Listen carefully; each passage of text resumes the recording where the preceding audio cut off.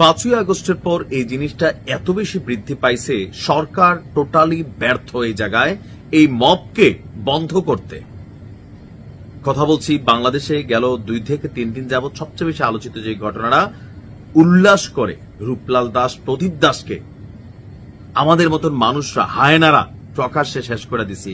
2টা জীবন, বাট 2টা জীবন কি 2টা জীবনই? ঘটনার আগাগোড়া আমরা অনেকেই জানি না। অনেকে এটা নিয়ে আবার ধর্মীয় পোস্ট দিচ্ছে যে হিন্দুদের মাইরা ফেললো, বিচার করলো না ইউনূস সরকার। এটা নিয়ে ভারতে আবার নানান ধরনের পোস্ট চলছে, কিন্তু ঘটনার মূল কারণ কি? কেন আসলে রংপুরের তারাগঞ্জে 2 জন হিন্দু ভাইকে জীবন দিতে হলো? আসুন দেখি মূল কারণ যেটা, আসল ঘটনাটা চলুন আমরা শুনি। রূপলাল দাস এবং আরেকজনের নাম হচ্ছেন আপনার প্রদীপ দাস, ভ্যানচুর সন্দেহে তাদেরকে গণপিটুনি দিয়ে মেরে ফেলা হয়েছে। আসলে এই ঘটনার ব্যাকগ্রাউন্ডে কি আছে? তবে টোটাল ঘটনাটায় আমি এক বাক্যে যেটা বলি, প্রথমত সন্দেহ, আর দ্বিতীয়ত এই জাতির মধ্যে এত উগ্র বিকৃত মস্তিষ্কের কিছু মানুষ আমাদের মধ্যে এই সমাজে বসবাস করছে, দেখতে আমাদের মতনই, কিন্তু কোন পরিস্থিতি তৈরি হইলে এরা জানোয়ারের চেয়েও খারাপ হয়ে যায়। যেই চোর সন্দেহে তাদেরকে মাইরা ফেললেন, মনে করলাম তারা চোরই, এই জন্য একজন মানুষকে এত সব মানুষ মিলা এক বর্বর উল্লাস আমরা দেখলাম। যদিও এই ঘটনা বিভিন্ন মিডিয়াতে, বিশেষ করে ভারতে নানান ধরনের গসিপ ছড়ানো হচ্ছে। আসুন দেখি মূল ঘটনা কি। ঘটনার যেই জায়গা থেকে পেয়েছে, এটা হচ্ছে গত 28শে জুলাই। 28শে জুলাই ওই এলাকায় একটা শিশুকে হত্যা করে একটা ভ্যান চুরি করে নেওয়া হয়েছিল। স্বাভাবিকভাবে এলাকার মানুষ সেন্টিমেন্টাল ছিল। ওই ঘটনায় আপনার ঠিক সম্ভবত আমরা যদি দেখি ঘটনার প্রেক্ষাপট, আমাদের যে 2 জন মারা গেলেন গত শনিবার রাত 9টার দিকে রংপুরের তারাগঞ্জ উপজেলায় ভ্যানচুর সন্দেহে এই 2 জনকে মাইরা ফেলা হয়েছে, পিটিয়ে। এখন প্রেক্ষাপটটা আমরা যদি দেখি, এখানে আমি যদি পারিবারিক সূত্রগুলো বলছে যে মিঠাপুকুর উপজেলার শ্যামপুর এলাকার এক তরুণের সাথে রূপলাল দাসের মেয়ে নূপুর দাসের বিয়ের কথাবার্তা চলছিল। তো গেল রোববার বিয়ের দিন তারিখ ঠিক করার কথা ছিল, এজন্য মিঠাপুকুর থেকে নিজেই ভ্যান চালিয়ে আত্মীয় রূপলাল দাসের বাড়ির উদ্দেশ্যে রওনা হয়েছিল প্রদীপ দাস। কিন্তু গ্রামের ভেতর দিয়ে রাস্তা না চেনায় প্রদীপ দাস সয়ার ইউনিয়ন কাজিরহাট এলাকায় এসে রূপলালকে ফোন দেন। তো রূপলাল সেখানে প্রদীপ দাসকে রাস্তা চিনিয়ে দিতে তিনি যান। তারা দুজনে ভ্যানে চড়ে রূপলালের বাড়ি ঘনিরামপুর গ্রামের দিকে রওনা হন। রাত আনুমানিক 9টার দিকে তারা সেই যে এলাকা একটা শিশুকে মাইরা ভ্যানটা চুরি করেছে, ওই এলাকার তারাগঞ্জ কাজিরহাট সড়কের বটতলা এলাকায় পৌঁছান। তো তাদেরকে দেখা, পোশাক আশাক দেখা অনেকে মনে করতেছিল ওই যে ভ্যানটা চুরি হয়েছে সম্ভবত এইটাই এরাই।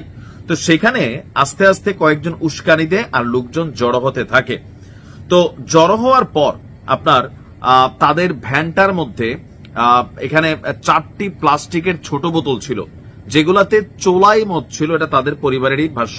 তো হিন্দুদের আমাদের এই দেশে মদ খাওয়ার একটা পারমিশন আছে। তো একটি বোতল খুললে ভেতরে থাকা তরলের গ্রানে সেইখানে 2 ব্যক্তি অসুস্থ বোধ করেন। যে 4টা বোতল ছিল এগুলো ছিল চোলাই মদের, কিন্তু চোলাই মদ কি আমি নিজেও জানি না, বাংলা মদ আমি এরকম দেখছিলাম, এক ডোক খাইছিলাম এক জীবনে, যাই হোক। তো খুবই দুর্গন্ধ। এখন ভালো একটা মানুষ জীবনে যারা এগুলার কাছে দেওয়া যায় নাই, তারা হঠাৎ করে এটা শিশিটা করলে এটার গন্ধে অসুস্থ হবে, সম্ভবত এরকম কিছুই ঘটছে। আর এতে উপস্থিত জনতার মধ্যে সন্দেহ বাইরা যায় যে না, এটা মনে অজ্ঞান করার কোন জিনিস, যেটা দিয়ে অজ্ঞান টজ্ঞান করে চুরি করে। এরপরে আপনার এই অজ্ঞান করে ভ্যান চুরির সন্দেহে তাদের আচমকা সেখানে মারধর শুরু করা হয়। বটতলা থেকে মারতে মারতে বুড়িরহাট উচ্চ বিদ্যালয়ের মাঠে নিয়ে আসা হয়।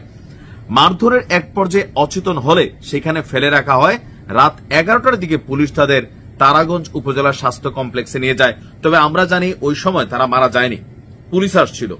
এখন 4 জন পুলিশ, মাঠ ভর্তি 5 থেকে 700 মানুষ, প্রত্যেকের মাথায় রক্ত সরেছে। এই যে বললাম না, যে জাতির মধ্যে যে এত পরিমাণ বদমানুষ আমরা আছি।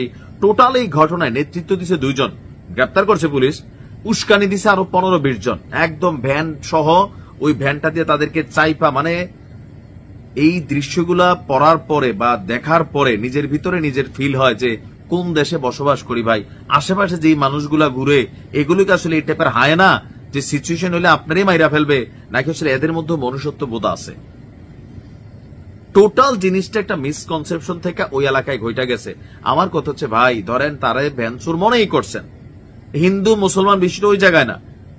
আপনারা তারা 2-4টা চড় থাপ্পড় দিতে পারতেন। পুলিশ আছে থানায়, বা বাজার কমিটি আছে, লোকাল রাজনৈতিক নেতা আছে, তাদেরকে খবর দিতে পারতেন। এই যে এখন 500-700 মানুষের নামে রূপলাল দাসের স্ত্রী মামলা দিছে, ঠিক কাম করছে। ওই মহিলা ঠিক কামই করছে। পুরো গ্রাম পুরুষ শূন্য। কেন এখন এসব এনার্জি কই গেল আপনাদের?